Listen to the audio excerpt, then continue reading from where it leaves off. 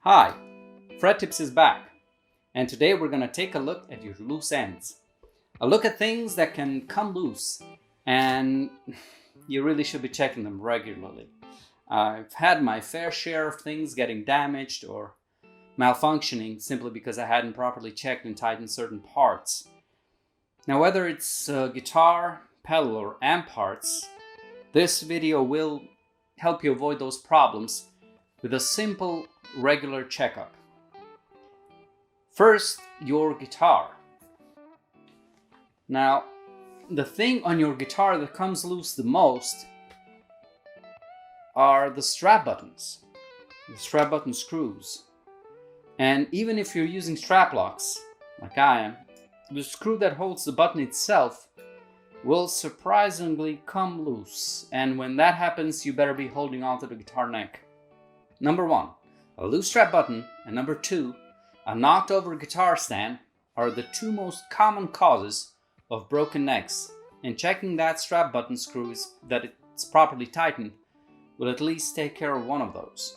Well, you probably already know the quick fix for a stripped strap button hole, but just in case, here it is. Use a toothpick or a match, insert it into the hole, snap off the protruding part, and screw in the button.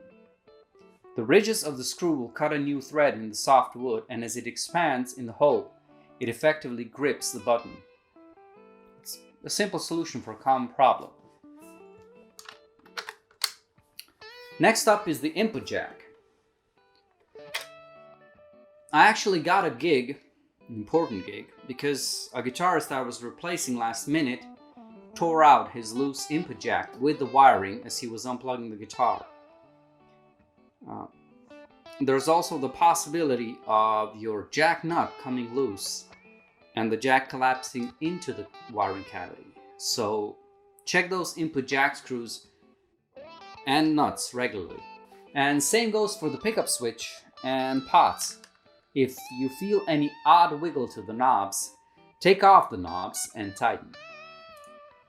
The final thing, you might want to check regularly if your guitar has a tremolo with a trem bar that tightens with a screw like this one, tiny screw here.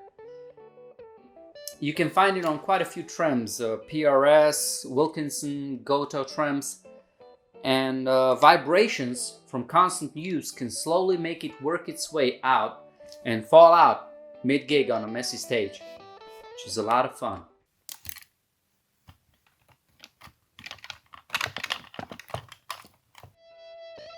So keep an eye out for that one before that happens. Moving on to the pedal board. A lot like with the guitar, the main thing to check is the pots, the inputs, and the switches. Well, if a knob wiggles, slip it off, tighten the nut that holds the pot, and that's it, simple. Now, if your knobs are gripping the pots with a grub screw, like a lot of these are, be sure to check those are tight too. The most important thing to watch out for with your pedals is the switch, especially if it's mounted directly on the PCB plate. Pretty common, I've seen it on many MXR and JHS pedals. Might want to open up your pedals to check for that, if it keeps your warranty intact. So if that nut comes loose and you stomp on the switch, pushing it into the pedal, well, it might lead to irreparable damage to your pedals, so watch out for that. Next up are the jacks. Now on some pedals, these are your plain old jacks with a nut, and on others, like JHS, Strymon, T-Rex, Wamplers, Mr. Black, Way Huge, and many other pedals, they consist of a jack nut and a black collar around it. And these can come loose. I've had a few fall out on stage, but luckily I always found them and screwed them back in. A replacement part is an unnecessary cost you can avoid simply by checking it every now and then, making sure it's seated properly. A good thing to monitor are the bottom pedal screws. These also tend to unscrew when lots of vibration is involved. Now, if you've taped over these with Velcro that you use to fix your pedals to the pedal board, you're safe. But if they're exposed, like one over here, and you position the pedal on the board so that the screw is positioned over a gap or hole, like here, well, that screw might be falling out sooner than you think. Check and tighten. Finally, the amp. Same rules apply. Check the pots for wiggle, jacks for loosened nuts. And if you're using combos, keep an eye out on that speaker cable connection on the speaker. If it's soldered, good. If it's attached with tiny clamps, watch out.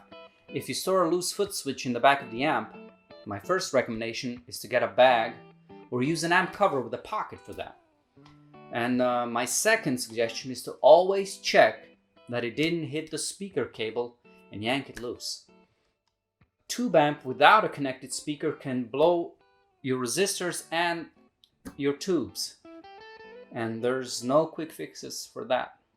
And while we're talking tube amps, if your tubes don't have tube retainers, that's either metallic caps or spring harnesses, check to see that the tubes are seated in their sockets properly. If you're having problems with a bad connection between the pins and the socket, might as well take the tube out and give the pins and the socket a spray or two with a contact spray, and work the tube in gently into the socket. Let it sit for an hour or so, fire it up, and check the sound. I actually had a preamp tube I had considered almost dead come alive that way.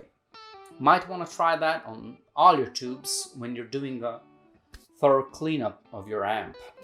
Good. 2 things before I go. First, don't over tighten. It's easy to do that mistake, and you can easily cause damage to the pedal, scratching and denting the material surrounding the part, or even warping the casing. And make sure you're protecting the parts you're working on properly before. And secondly, if you want to keep things from unscrewing for a longer period of time, you might want to use super glue. A drop or two on the thread and screw it in. Be careful with it. Try to avoid glue spills on anything other than the part you're working on. And keep in mind that you might have to use more force to remove that part because of the glue, and that it might leave residue on the part. I actually like to use rubber glue. It's pretty easy to remove as it feels more like bubblegum as you work with it. It's pliable for a bit after you apply it, and it's less prone to vibration. So it's great for fixes like these.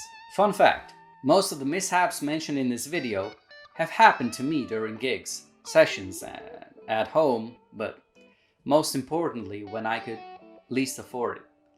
So I hope this video saves you a lot of trouble, a lot of stress, time and money. And stay tuned, keep on practicing.